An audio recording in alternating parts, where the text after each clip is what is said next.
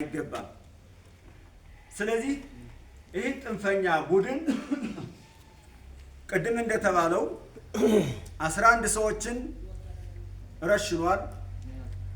እጅ የተቆረጠ ማለት ከዛ በላይ ብዙ ሚስጥር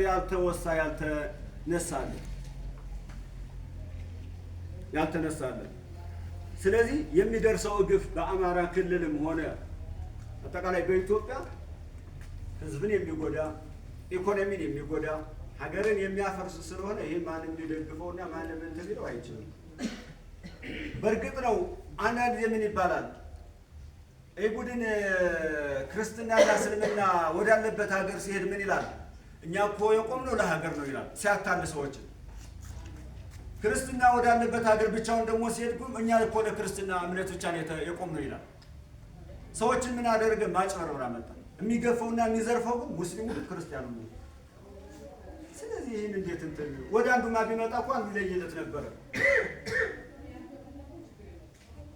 ሰውም ለይቶ ይህ ውስብስብ የሆነ ዝም ብሎ ሀገርን የሚያፈርስ ነገር ስለሆነ ማንም ሊደግፈውና ማንም እንትን አይገባም።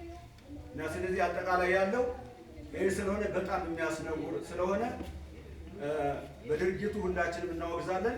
ለሀገራችን ሰላም ሁላችንም መጣር ይኖርብናል። እናንተ እንደ ኃላፊነት የእምነትን አካል ሰብስቦ እንደዚህ ማወያየት በጣም ተገቢ ነው። ጃንሞራ ከጥንት ይዞ እስካሁን ድረስ በሳል ህዝብ ያለበት በሳል ፍቅር ያለበት ሁሉም ክፋት የሌለው ለትክክል